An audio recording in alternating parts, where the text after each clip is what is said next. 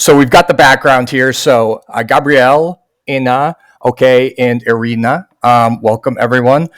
So for Irina, you can explain to her that what we're doing right now is we're doing the beta testing, okay, of telemedicine, and she's one of our first patients who were looking to see how to do this the most effective way. To deploy on a much larger scale in the coming weeks. Он говорит, что ты у них стала одним из первых пациентов, которые участвуют в этой программе, потому что они хотят развернуть в Украине широкую сеть такой, виртуальной помощи украинцам через, телемедицину. And so, for Gabrielle's purposes, I'm just going to give a little background here. Сейчас он расскажет, Габриэль, про твою медицинскую историю. Okay, so Irina has a history of atrial fibrillation in the past, and but no other medical problems that she's really been treated for. And she had an ablation procedure done approximately 5 years ago for the treatment of atrial fibrillation with the goal of getting her to go back into a normal sinus rhythm. Atrial fibrillation is an irregular heartbeat, or regularly irregular heartbeat that can be an isolated phenomenon, but it's also common with other cardiac disease like congestive heart failure. Okay. Вы объясняете все, о чем мы говорили в прошлый раз, всю твою медицинскую историю, что у тебя 5 лет началось и так далее. So initially in the management, our goal is, if possible, obviously, is to restore normal sinus rhythm and maintain the patient in normal sinus rhythm. And there are a variety of ways that takes place with either chemical or electrical cardioversion at the time of diagnosis. And then afterwards, then the patient is typically put on an antiarrhythmic, and there's a variety of choices there that will help maintain the patient in the sinus rhythm. These medications are not completely benign. They can be associated and be pro-arrhythmic and cause other arrhythmias too. So it's a balance of risk and benefit, and we are increasingly more focused on. Before I forgot, Он говорит, что сейчас наша задача подобрать пациенту такие лекарства, чтобы они держали как можно дольше ритм в норме. Но он сказал, что как со всеми лекарствами, с этими лекарствами ассоциируются, они не такие простые, поэтому с каждым из них ассоциируются определенные риски. Поэтому задача подобрать лекарства, которые, держа в норме ритм, не будут нарушать работу других органов. So we are increasingly more focused on rate control, because that ultimately, in a lot of these patients, the antiarrhythmics will, over time, the heart kind of reorganizes and the patient tends to be in atrial fibrillation more often than not. And when that becomes the case, the benefit of being on an antiarrhythmic drug loses its value if it's not keeping them in a sinus rhythm. And then the case with Irina, that seems to be it, that she's in atrial fibrillation a lot of the time. Как в твоем случае, как во многих других, если пациент довольно долго на каком-то лекарстве, которое держит ритм, то они перестают работать, и человек все равно постоянно чувствует аритмию. Okay, and so it sounds like from the history that she gave to me that she is now in atrial fibrillation a fair amount of the time, and her main concern is that she's getting episodes of tachycardia where the heart is beating too fast, and that's the main complaint people often have is, oh, my heart's racing too much. Он говорит, что из того, что он понял, что твоя основная проблема в последний год, что у тебя очень часто аритмия, тахикардия возникает, когда становится быстрым биение сердца, да? So from a cardiology standpoint, just to summarize, the initial thing is the decision whether you're going to try to convert to a normal sinus rhythm and try to maintain in the normal sinus rhythm, or whether you're going and include being focused on rate, obviously, as well, or whether you're just going to be focused on rate and not worry about whether they're in atrial fibrillation. Can I translate it? Okay. So там, значит, он говорит, что есть два пути к этому подходу, что можно нормализировать ритм, а можно нормализировать тахикардию. То есть либо одно ты держишь под контролем, либо другое.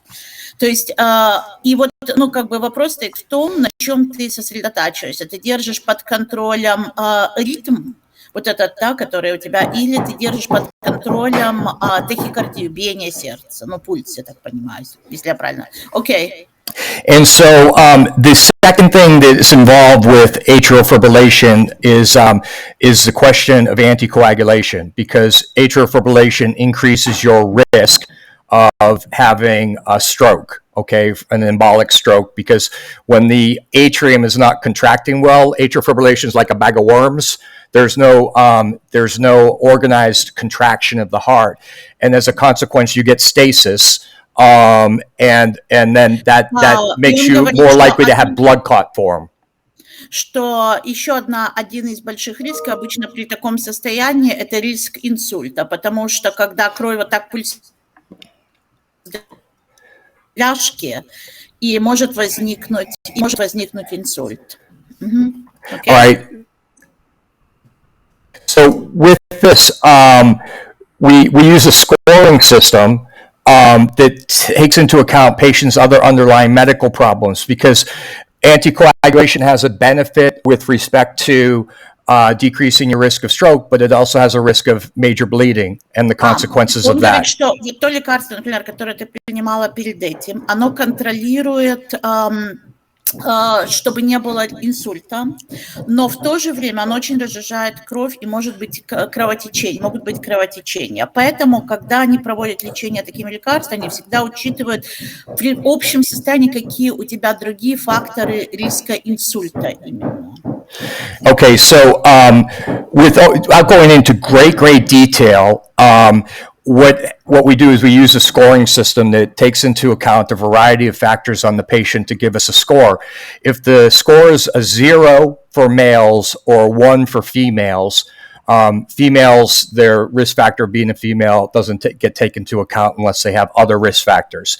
But a 0 or 1, respectively by gender, would indicate an extremely low risk of having a blood clot go to your brain, okay, causing a stroke. And that rate... Они создали такую шкалу от 0 и выше, которая рассчитывает твой индивидуальный риск того, что у тебя могут возникнуть бляшки, что у тебя будет инсульт. And so the rate for her risk calculation is about 0.2% per year, okay? But her risk of bleeding or having major bleeding is significantly higher than that. В твоем случае риск того, что у тебя может быть бляшки вот эти, что может быть инсульт, очень низкий, исходя из других факторов. Но что у тебя может быть кровотечение, риск от этих лекарств, риск высокий. She has a question. Он это понял, потому что я давала много анализов, и сказали, как старелку принимать обязательно. And she's asking, what made you think that her risk of stroke is very low? Because she said she went through a lot of doctors previously. Okay, let me said that Xarelta is an obligatory, like a different doctor. Okay, I'll go ahead and show you right now. I'm going to share screen real quickly, okay? And он покажет таблицу.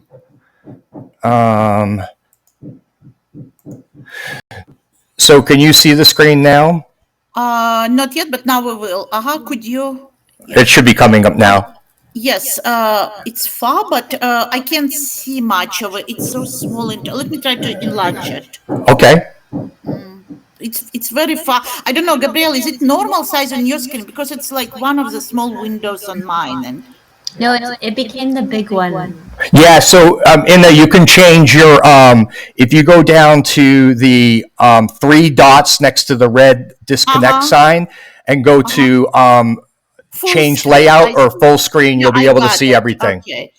All right, and then when we go back to talking again, I'll have you go back. Он поделил, вот это называется таблица расчета, какой у тебя риск инсульта. Okay, so Irina has, if we go through this calculation here, all right, so C is congestive heart failure, okay, H is hypertension, age is a 2-point score if you're greater than 75, okay, D is diabetes, S is a prior history of stroke with a 2-point score, okay? Let me explain to you. Смотри, вот это история диабета. У тебя, ну, получается, нет, да? История, сейчас вот это, что это такое? What is this one? Vascular disease history. So that's the next one. So vascular disease would be, prior heart attack, peripheral artery disease, okay, aortic plaque, okay. Это веноз... Это, наверное, связано с венами болезни. Okay, Потом, and then hypertension, это история высокого давления. И what is CHF? So that's congestive heart failure. Это как congestive heart failure, это когда отказывает сердце. Okay. I don't know that It's when the heart doesn't pump properly, where the pump becomes weakened. Кровь достаточно. Это от того, что мама умерла у меня. Как она называется? Ишемическая болезнь сердца. Вот, значит, потом идет возраст, и, женщины меньше к этому, и возраст меньше 65. Ну вот, исходя из вот этих критериев, они высчитывают твой риск инсульта. Okay, so the last two components out of that, they initially had just the first part is the scoring system, and then they added the second part, and they found that had a better predictive value for patients in determining their risk-benefit ratio. And so the last two are age between 65 and 74, you get a point, okay, and your sex, your gender, okay, male or female again, okay? Ну, да, он говорит, что последние два, они раньше не включали вообще, но сейчас заметили, что люди, которые старше 65, и они намного больше склонны, тогда они учитывают этот фактор, и что люди, и мужчины тоже, но если это мужчина, то у него меньше факторов, чем у женщины это получить. Okay, so if we were looking at her score, okay, she would go ahead and calculate out as a 1, only gaining a point for female because she has no history of any of these other problems. Но он говорит, что в твоем случае получается, что из всех вот этих перечисленных факторов, которые провоцируют инсульт, твой это только то, что ты женщина. Ира, у тебя что, нет истории повышенного давления? So we also have a bleeding risk calculation score because in patients who, let's say, have an intermediate risk, okay, meaning a 1 for a male or a 2 for a female, then there is some discussion as to, is your bleeding risk excessive, in which case... Dr. Dagan, I have a question for you, because even on the spread I sent to you, the blood pressure was, to my knowledge, is high. It was, but it quickly trended down, and I think that... Isn't the worst thing for stroke when it goes up and down? Well, no, it's going up and down because, it's actually going down because we started on a medicine that lowers your blood pressure.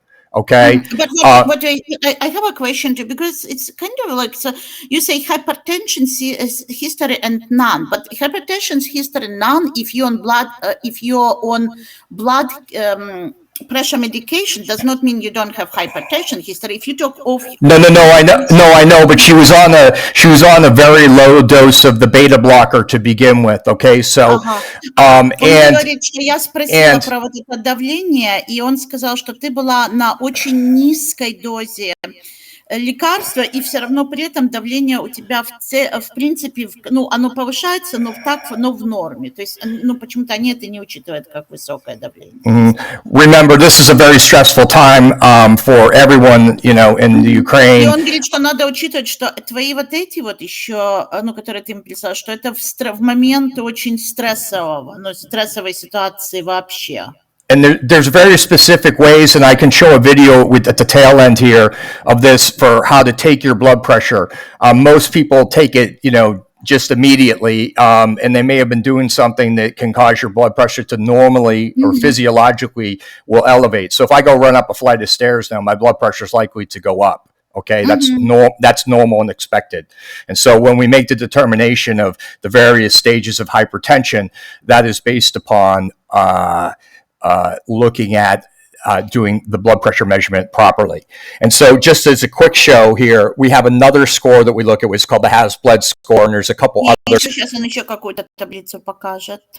that we'll look at in the patient what their bleeding risk is, okay? And so the factors... это что, какой риск, первый был, какой у тебя риск инсульта, вторая таблица, это какой у тебя риск, кровотечений, если ты принимаешь лекарства. Ты видишь эту таблицу? Ну, я тебе буду переводить.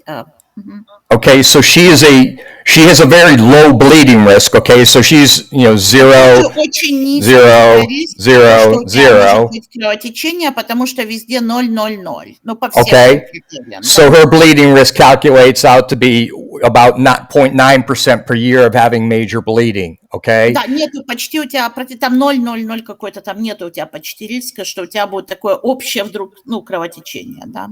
Okay, so we balance these two things in the decision on anticoagulation. Does that make sense? Yes. So she has a low bleeding risk, okay? She has a calculation by her history of not having prior being evaluated or treated for hypertension, being on a low-dose beta blocker, and again, we have 1 day of readings, while she's got her heart racing and all the things going on in the Ukraine, and again, she may not have had those very well, and I'll show you the blood pressure tracings in a second. All right, so that is basically where we're at, okay, in this discussion. So the question I want to ask of her is she at the present time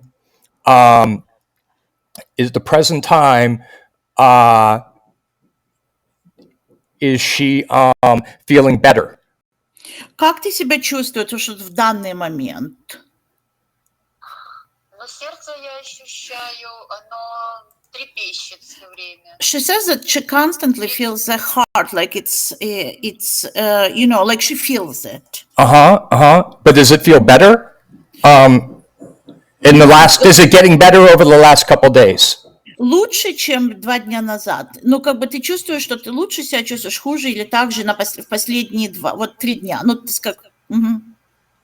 Yes or no? Сегодня я эти 2 дня принимаю по 10 миллиграмм бисопролола. Я продолжаю как бы вот курс, 5-й день. Today she says is the 5th day she's taking increased dosage of the medication. Today's only the first day? 5th. The 5th, yeah. So there's going to be a little bit of time for this to come on board, okay, for the medicine to take effect. And so that it's trending down, and I'm going to show you that in the graphic form in just 1 second. I'm just locating it. Как ты себя чувствуешь? Ну, ощущение, что сердце такое, оно как бьется, оно более беспокойно, вот без флеканоида. But she says it seems to her that without flecainide, medicine we cancel, the heart is more restless. She uses the word restless. Okay. All right. I'm going to pause this for just 1 second, okay? I was curious how she found out about this connection. Она спрашивает, как ты узнала об этом, о нем. Да. It's a complicated story. So I'm working in some group as a translator, helping Ukrainians. I don't know who they are, but seems like international group. And all I do there, I translate. They send me an assignment and I translate. So, and among other assignments, they found medications for patients if they need to. But Irina is my friend. She is not a stranger, yeah. So, meanwhile, I was trying to find a medication for my friend, and I didn't succeed because I didn't have it in pharmacies in Kyiv. Then I threw the request in a group where I translate, can they find it for this patient? And instead they suggested Dr. Francis Duggan,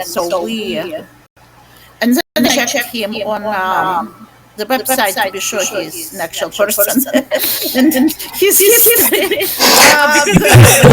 А потом уже я ее пробивала, я рассказала, что я работаю в группе, тебя попросил, собственно, I only was, собственно, in a group, we did not request the medical telemedicine.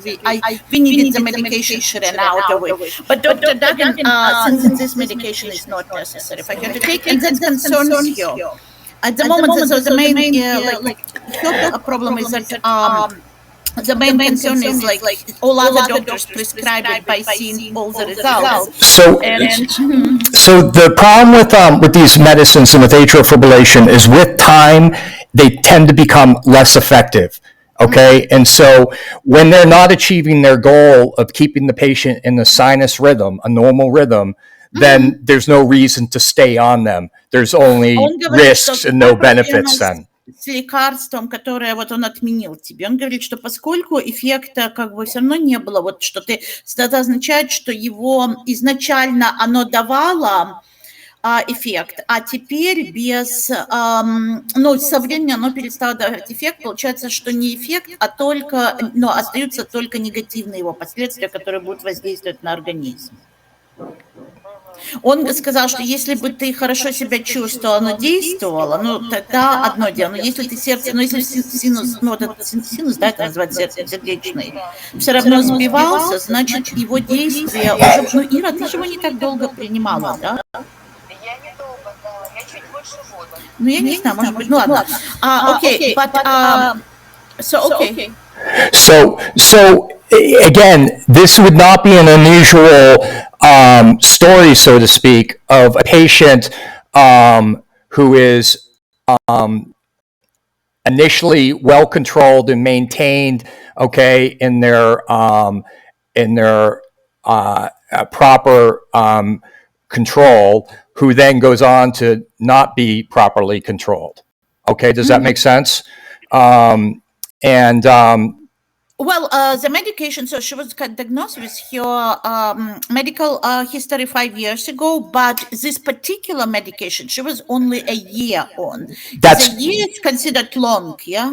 Well, the thing is again, if Irina had told me, hey, I'm normally in the normal rhythm, but only once in a while I get an episode of what we call paroxysmal atrial fibrillation.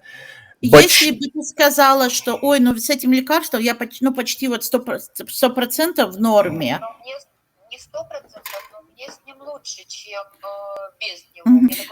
У меня такое состояние. She says that it's not normal, but she says that it seems to her now that with this medication, like she remembers before it, and she last 5 days, she thinks that with it in general, she feels slightly better, like more secure and better. Okay, so again, that's because if the antiarrhythmic flecainide is not controlling her, okay, and that would not be an unusual expectation as she's now 5 years going into her 6th year or so of being in atrial fibrillation or having atrial fibrillation as an underlying, either intermittent or persistent heart rhythm, then that would not be unusual to at this point be saying, oh geez, the medication is not achieving its purpose anymore, which is what she reported to me when we had our first meeting last week.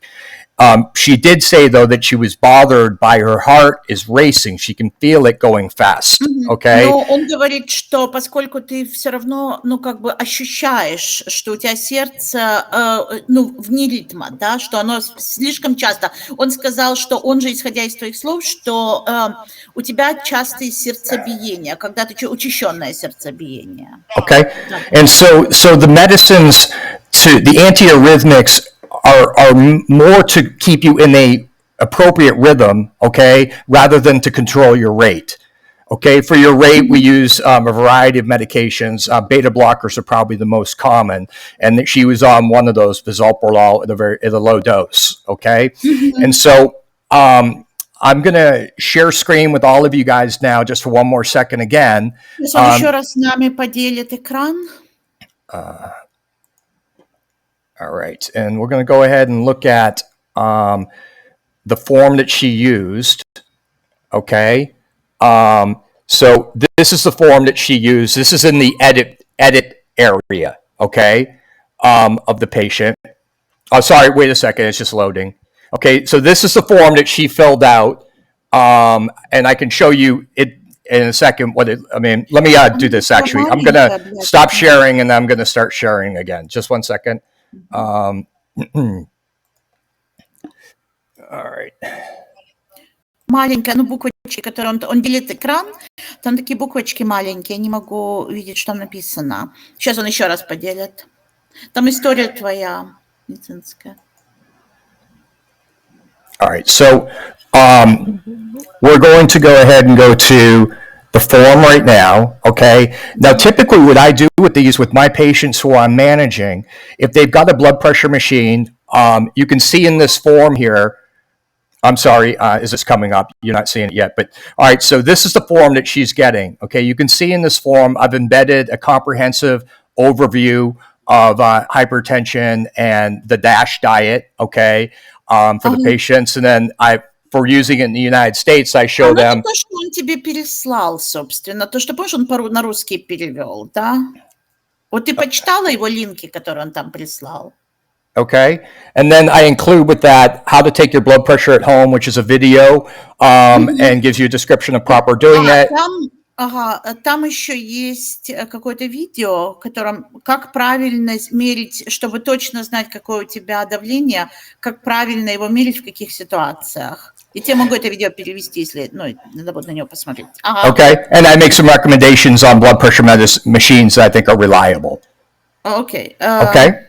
So she would go ahead and fill out this form, okay, including the date, the time. I break out the blood pressure readings into systolic and diastolic, and then I have them categorize them. I have a question for you, yeah? This is just since we have... У меня один вопрос к нему. Сейчас я ему задам, я потом переведу.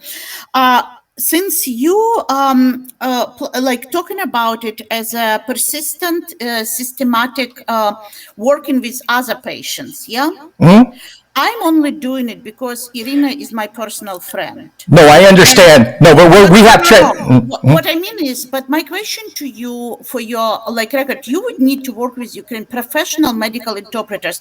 Half of the terms I do not know, for example, and it's very dangerous because she's a heart patient, yeah, and I am just a regular interpreter, like I do Ministry of Defense interpreting. I don't do medical. So you will need a bunch of medical interpreters who would be willing to spend with each patient in now follow-ups for every 3 days. So, and do it for free, yeah? Yeah. This is my question. So at this point right now, we haven't deployed the platform, okay? And we have professional translators for that. Okay. Okay. I'm using you because, this is how the connection was made. Okay. Yes. We haven't gone. I just want to no, we haven't gone live with this. Okay. This is what we're in the process of deploying. And as when we started at the beginning of this, obviously there's some potential problems with communication, even with professional translators. Я ему объяснила, я ему говорю, вы же поймите, что я не медицинский переводчик, да, и что мне трудно термины. Я, например, не знаю этой терминологии, поэтому с этим нужно тоже быть очень осторожным. Я должна прочитать все эти термины и знать, чтобы правильно переводить. And that's why you'll hear me regularly say, does the patient understand? Okay.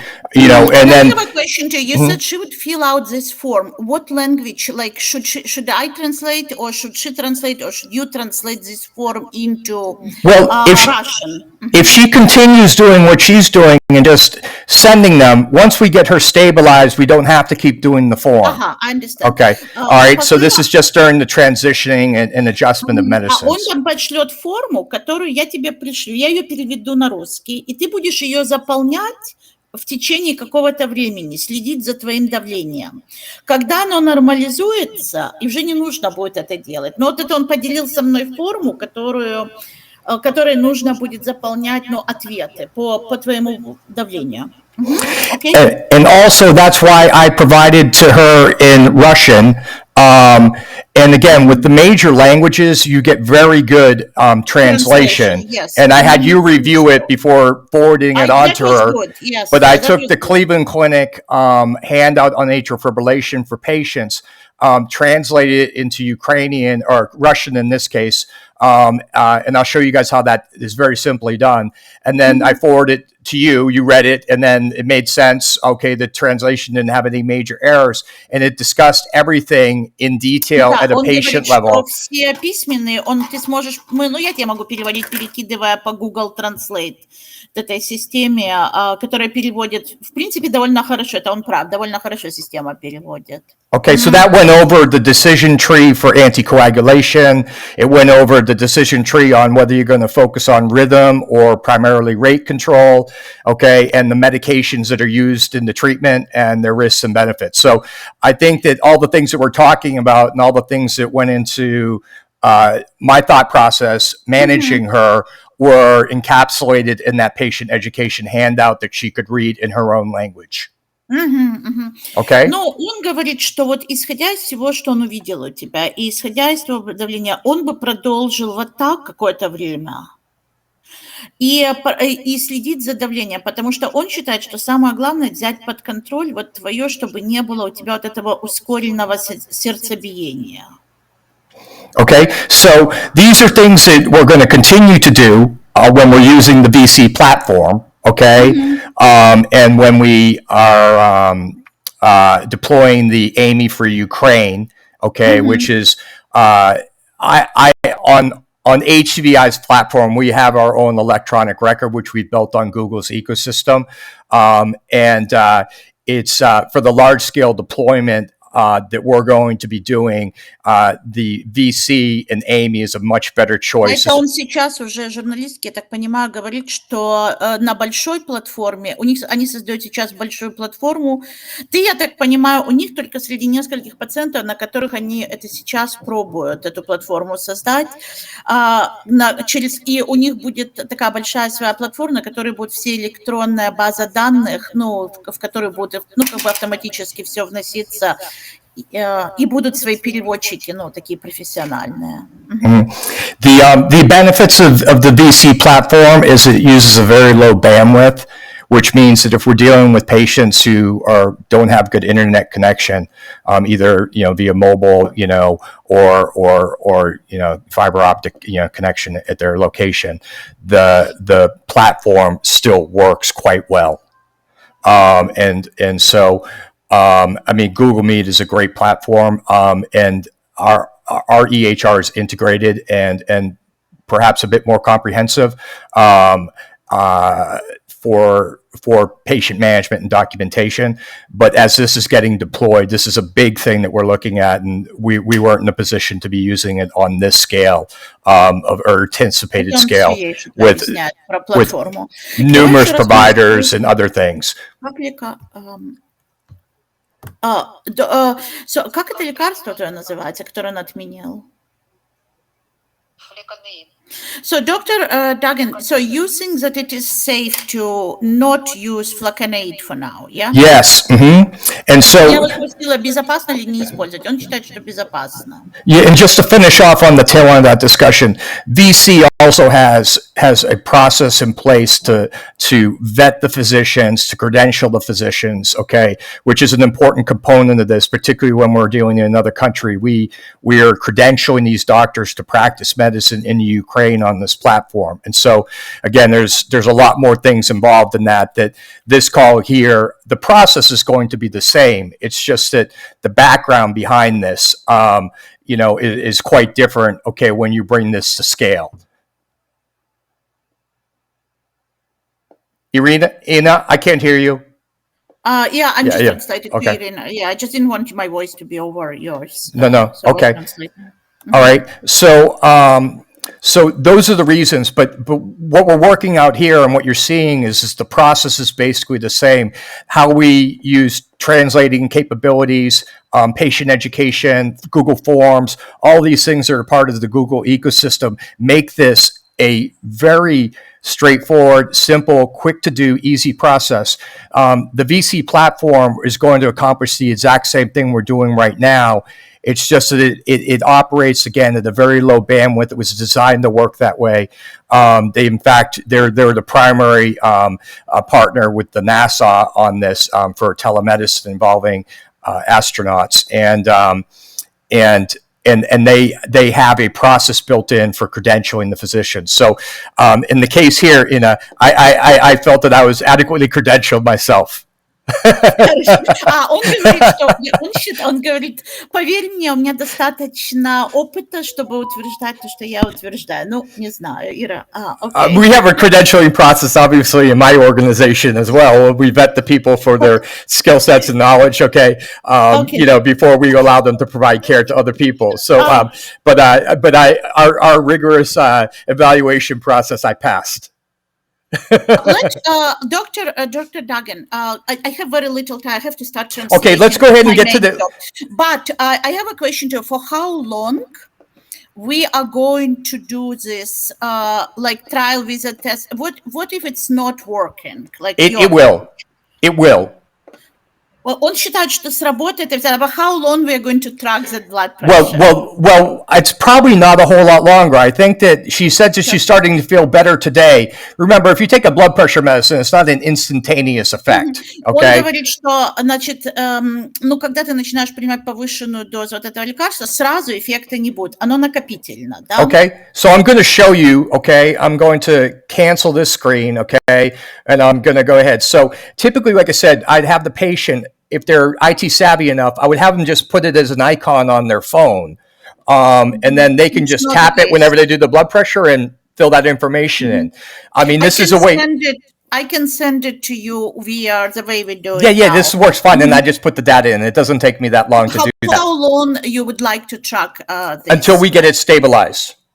Okay? Until we feel that we've got her... Не исходя из месяца, а вот до тех пор, вот ты будешь высылать ему, пока вот в течение дня у тебя давление нестабильно, давление и пульс. Вот ты когда заметишь, что пойдут дни, когда у тебя больше нету скачков, тогда перестанем за этим следить и ему высылать.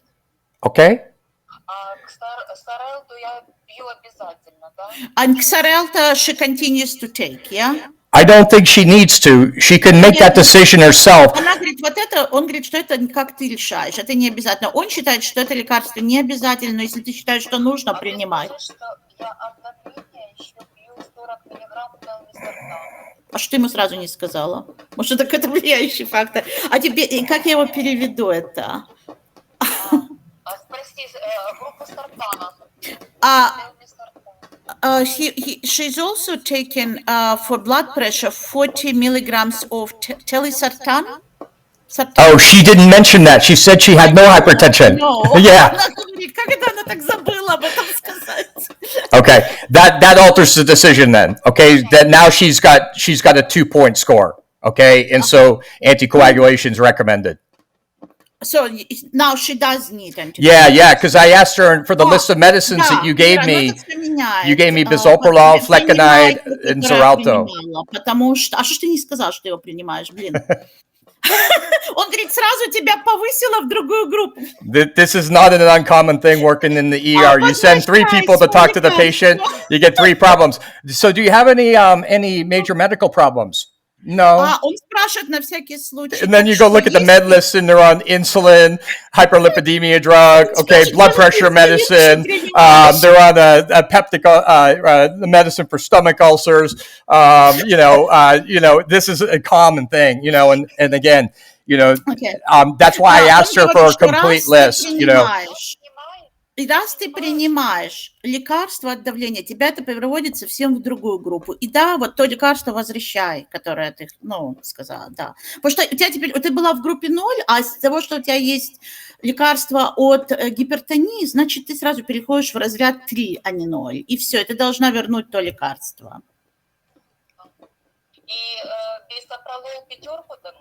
И still the one in like the dosage of the one increased dosage or return to 5? No, she's supposed to be on the increased dosage. So what is she taking right now? 10. She's taking Okay, 10. good. That's what we want. Okay. Yes. All right. So the beta blocker will lower your blood pressure. It's not a first-line agent for hypertension management. It is, but it is a first-line agent for rate control. Okay. So if any of you aren't familiar with the Google Forms, they are incredible tools. Okay. we use these at the Children's Hospital Physical Therapy and then ultimately becoming a broader multidisciplinary rehabilitation center under HCVI in Cambodia. And Google Forms really function very well for us in taking them paperless in the management of our patients. Now, rehabilitation and physical therapy is a lot more straightforward than general medical problems. And so we use a different platform for managing the patients who, for regular medical disease. But for this, to show the power of it, we were able to take them with no increase in staffing from 5,000 to 30,000 visits in 1 year, just by employing the Google form, with much better care, much higher quality, and much better management of the patient. So I mean, that's a great win. Okay, for a free tool that we employed at the hospital. We took them from using paper to going paperless using this form.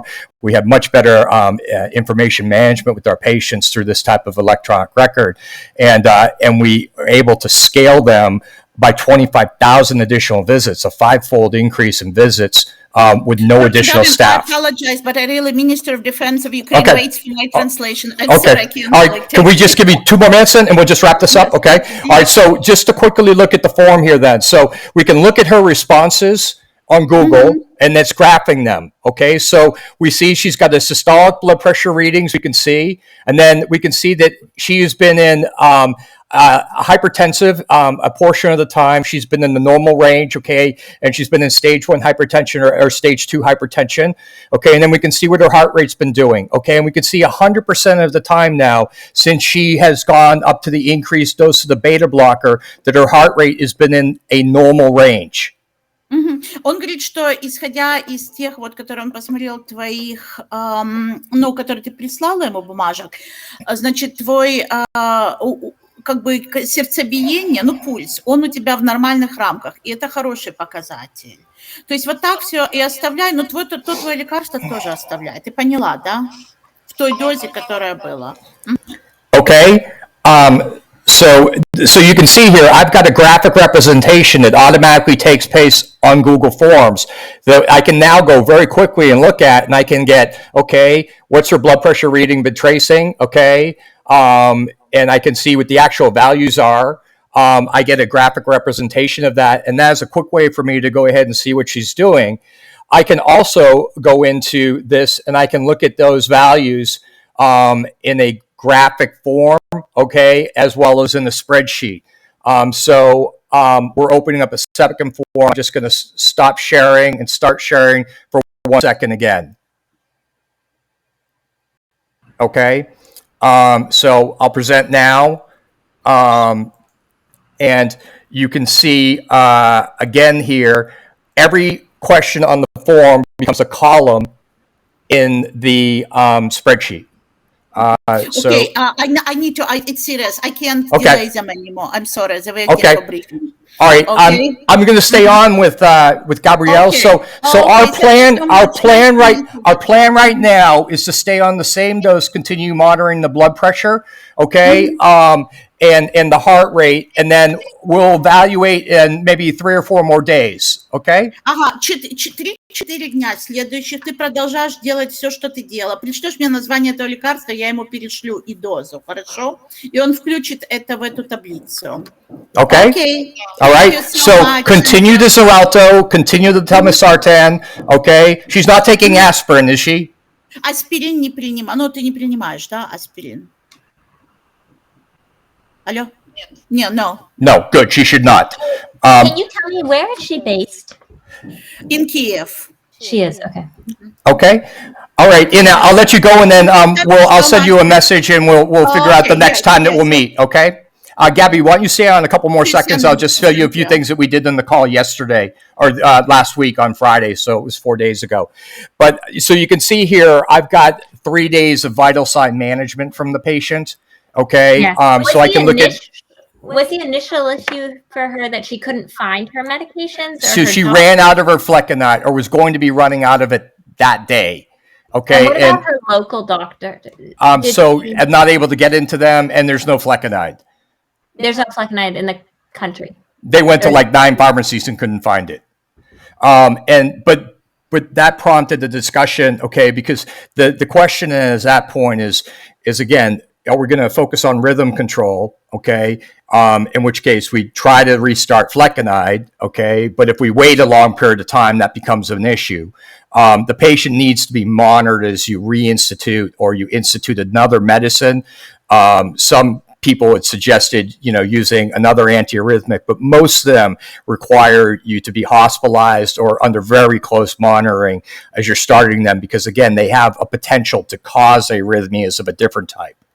Okay, so again, so she was telling me basically, I'm in atrial fibrillation almost all the time now. Okay, and that would not be an unusual story. It wouldn't surprise me.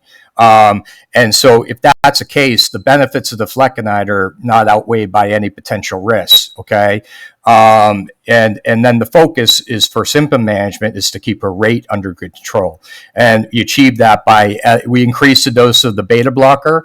Okay, and you can see here as we're looking at her readings, okay, as we're trending down, this is the first day, okay, blood pressure is a little bit on the higher side, okay, as we go down to the second, third, fourth day, okay, the blood pressure is now dropped into the normal range, okay, so you can see, this is the heart rate for normal heart rate category, okay, and then here you can see that now she's essentially been, in a relatively normal blood pressure, okay, for the last 24 to 36 hours. And I anticipate that that's going to continue to be at that rate. Okay.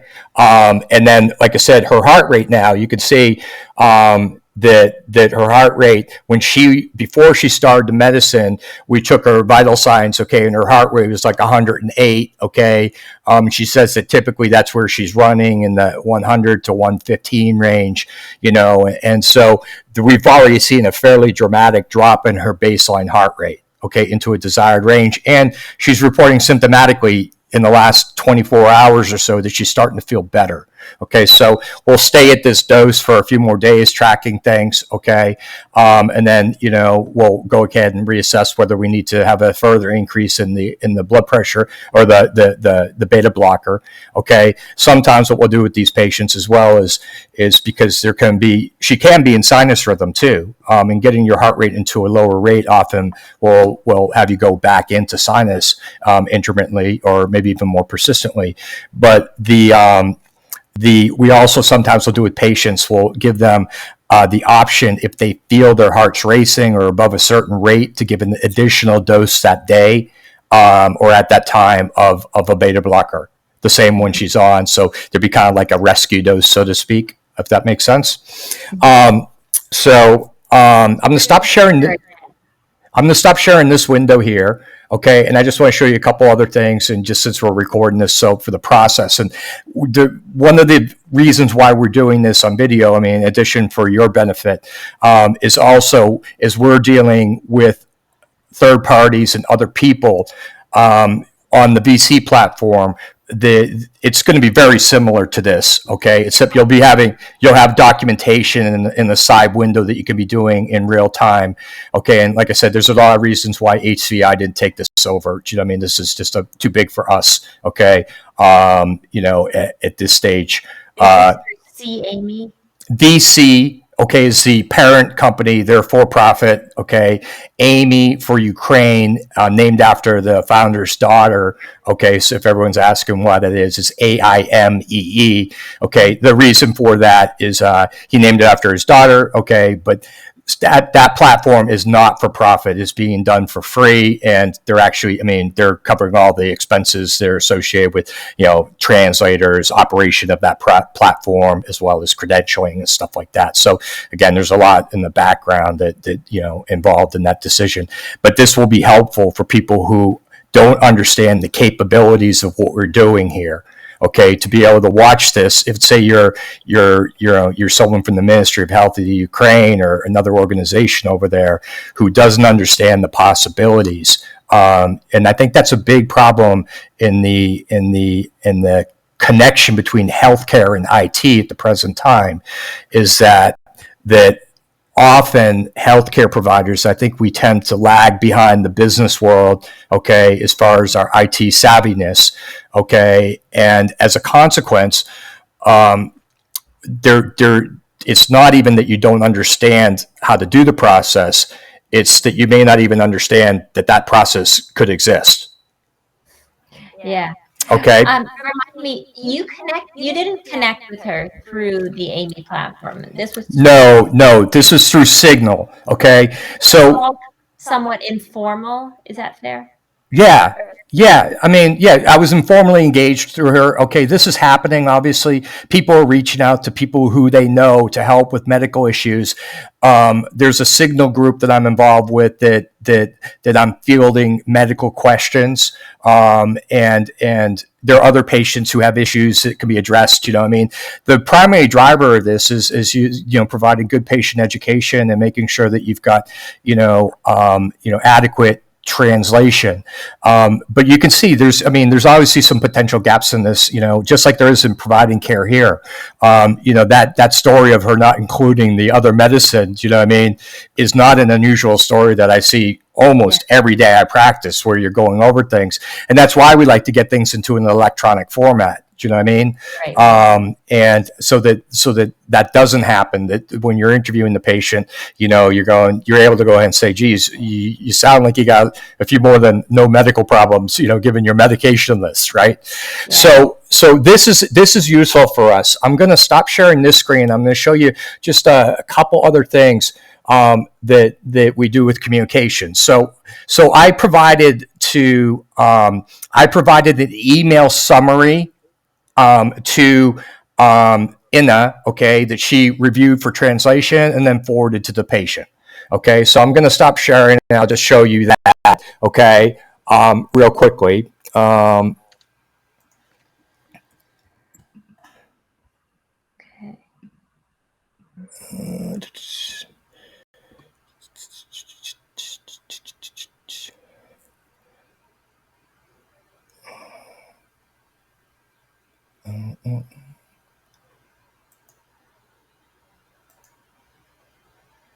I can find it.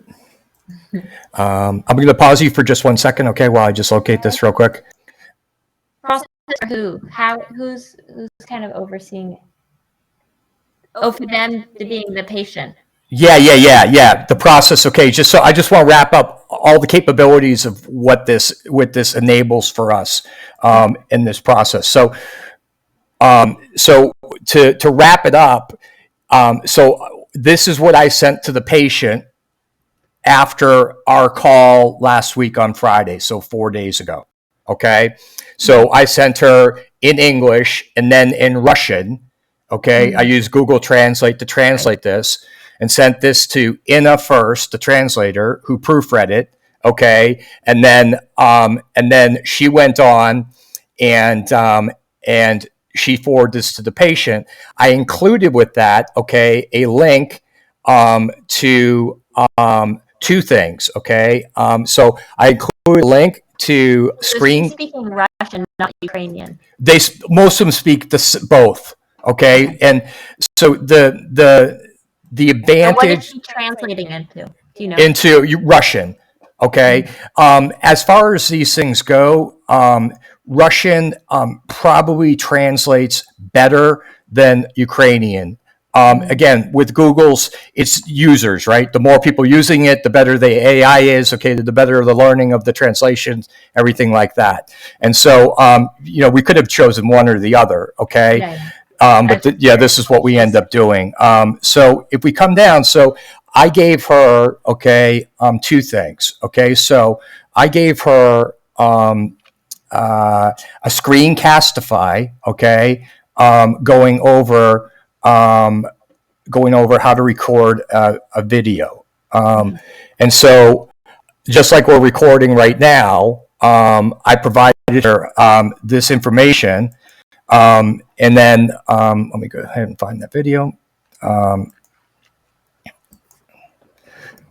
So I gave her this video, which is on our platform. If I can see here. Can you see that screen now? Yes. Okay. All right. So, oh wait, what happened here?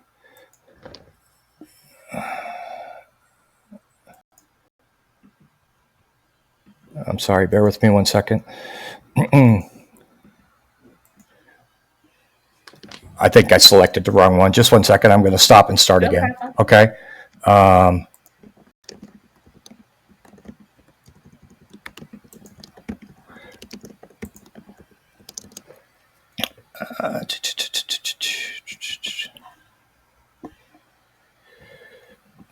Oh, sorry. It moved up. All right. So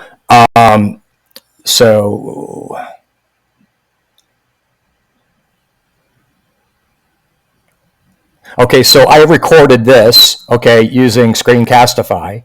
Okay. Translate any website or web page into I'm not sure if you can hear this. Using Google Yeah, Translate, perform the following steps. Right-click on the page, select Translate to, select Translate options, choose another language. From the drop-down, choose the desired language. Select Translate. At this point, the web page or website will be translated into your chosen language. Okay, so so basically that process then it looks just like this. So this is exactly what I did for her. Okay, so I went to the website for Cleveland Clinic. Okay, I right click, I go to translate English. I go ahead and select the choose another language, choose from the drop down. We went down and we go to Russian, but I mean, any of the languages Google Translate, it will do this, obviously. Translate, and then boom. Okay, now the whole website's in Russian. Yeah. Phenomenal, right? Yeah, phenomenal. And so, so the last thing I just want to show you, just to kind of round out this process, is included, embedded in that form that the patient receives. Okay, embedded in that form that the patient receives is a link also to how to take your blood pressure. Okay, so if we look here and go to the form that a patient would typically receive from me. Okay, and sometimes we have to provide some assistance. They handwrite it down, and you just have to enter the data yourself. Okay, so when we do that, so I include in there, again, for my purposes here in the States, I include for patients, I send this to a lot of my patients, do you know what I mean, who I may be, bridging them until they can get into their regular doctor after seeing them in the emergency department and starting them on some medication. So, good, reliable machines they can use. And then I go ahead, the Cleveland Clinic hypertension overview is placed there for the patient that talks about diet and lifestyle and the choices of medications. And then I also give them a video on how to do the blood pressure properly, because using an improper technique or not properly using your machine can be problematic, giving you not accurate readings. And so, again, same thing, we can go ahead and take this and we can go ahead and get this, okay, for the patient. It goes over the different stages of hypertension, how do you do it, and then we've got a video. And again, just like the Cleveland Clinic, I can go ahead and quickly translate this into Russian. Okay, and Google, YouTube, not for all, okay, but a lot of their stuff, a lot of their stuff, I'm going to flip this over one more time.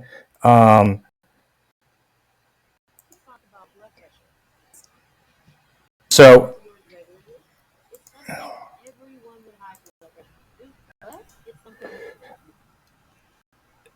okay, are you seeing this? So you can go into settings here. You can do closed captioning, but also with spoken stuff, you can go to subtitles. Okay, and then auto translate. Okay, and then I can go ahead and do the same thing again. And we come down to Russian. Frequently, you should be checking it at home. And you can most see people, here checking now, your blood pressure twice in the morning and twice in the evening, Yeah. even just for a week, that's will going to help now you and start your doctor translating, better understand okay, your blood pressure. subtitling it For into more Russian. hearings, it's See, better right to now take it's in them Russian before you take subtitle. your blood pressure medication. I mean, it's also crazy. very important to I mean, it's avoid crazy. It's like exercise, magic. caffeine, You know what I mean? I think honestly, some of this technology is like magic. since those And there's another don't affect feature your in levels. that I like Now, particularly about let's Google move on Meet to talk is about they allow the us way to measure close your blood pressure caption. at home. They allow us to Nearly close half of caption in our call. So you can see now that as I'm speaking, I'm getting an immediate language translation or captioning of what I'm speaking, which is very helpful when you're dealing with people who have English as a second language, where they probably can understand you, but you need to slow it up a little bit. And them having an ability to read and see it at the same time is incredibly useful. So, you still there with us, Gabby? Gabrielle?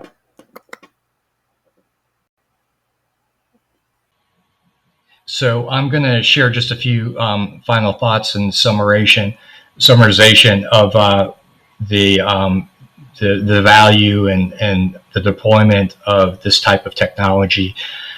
We had some IT issues and lost Gabrielle.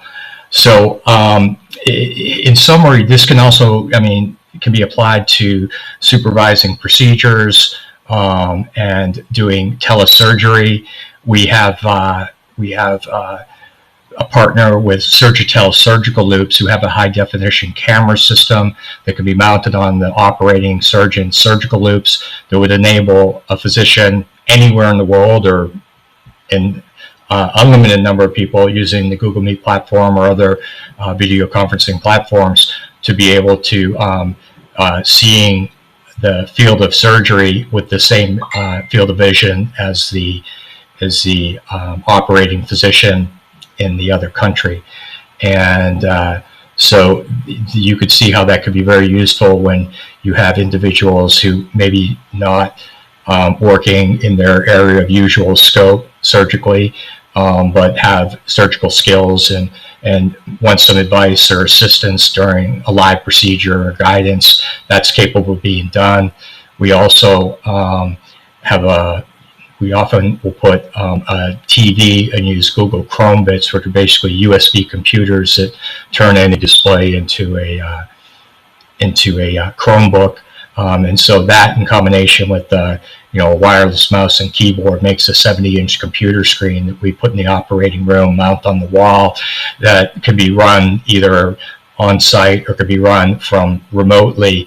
And you can pull up the patient's electronic record. We do that so they pull up the record, from our EHR system, which is built on Google's ecosystem. We can then look at, CAT scans, MRIs, X-rays, laboratory studies, notes from the patient's chart live while we're doing surgery, which I think is great assistance oftentimes.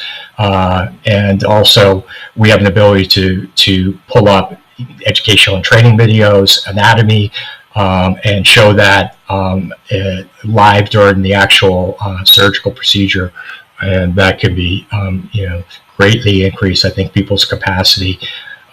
You can imagine the cost of taking a neurosurgeon from Harvard, a pediatric neurosurgeon from Harvard, and sending them to a place like Cambodia, as opposed to them supervising a neurosurgeon who's knowledgeable, with good surgical skills, who just doesn't feel comfortable or has not done this procedure very much and likes some support and guidance. So it's I think again, this technology and is just amazing, and it's all free too. Google is very generous with their nonprofit organizations, giving these platforms away for free, and you can achieve comparable levels of medical care to very expensive electronic records and video platforms in the United States using these tools from Google. Of course, our ecosystem and our EHR and patient medical record does not include billing, and there's a lot of integration and complexity that goes into an electronic record that is integrating a lot of these other things. But we do have an ability, with doing this, to see a patient, to document them real time using voice to text for all of our dictation, which is significantly faster than typing. And then all the language capabilities that allow us to very quickly translate documents to share with patients and share with physicians and other languages, to have a collaborative type of practice with in-country doctors and patients that are being seen remotely.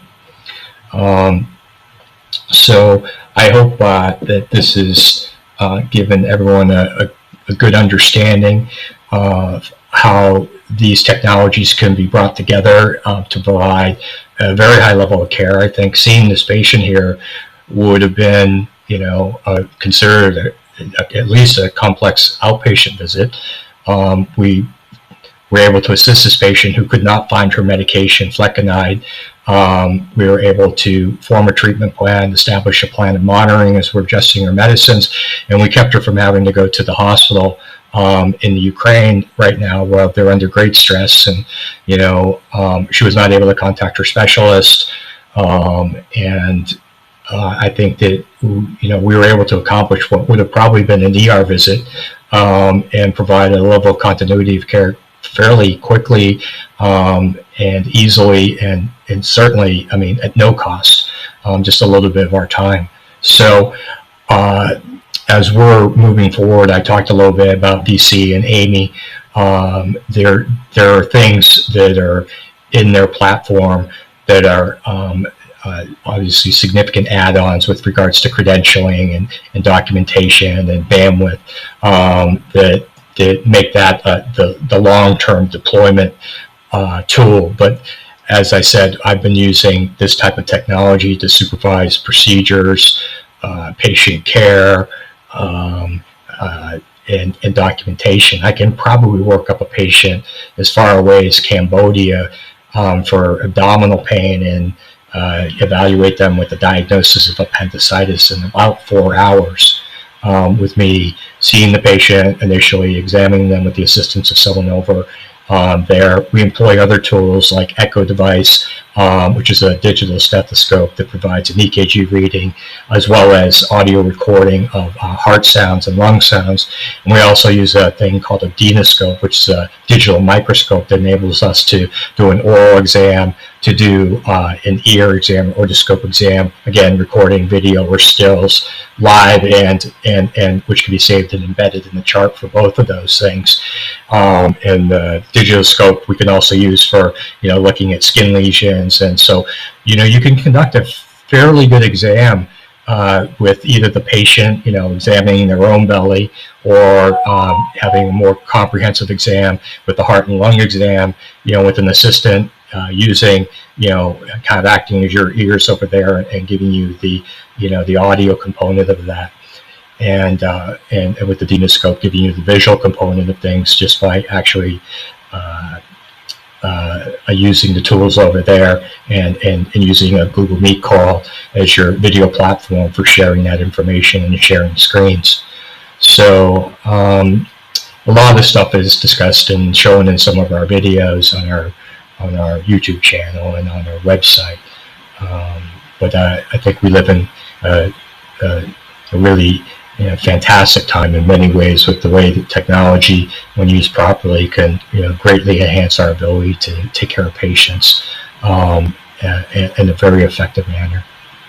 So again, thank you for Gabrielle and Ina, who is our translator, and Irina for agreeing to have us use her as an example, so we can use this video recording to show physicians, both in the United States and in the Ukraine, all the various resources that are available to them while making a telemedicine call. As a quick aside, something that we didn't go over and I failed to mention, but I'll share with you now, is that with the Google translating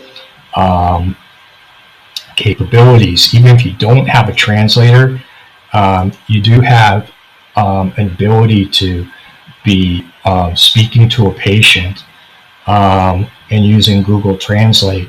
And at that time, you can be doing things just like this, where you could speak to the patient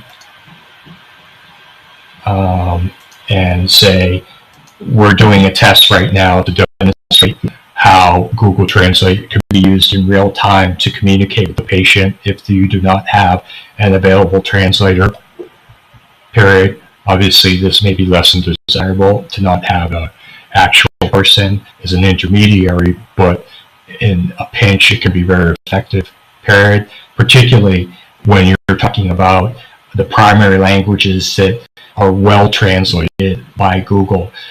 Generally speaking, with these languages, Spanish, French, Russian, the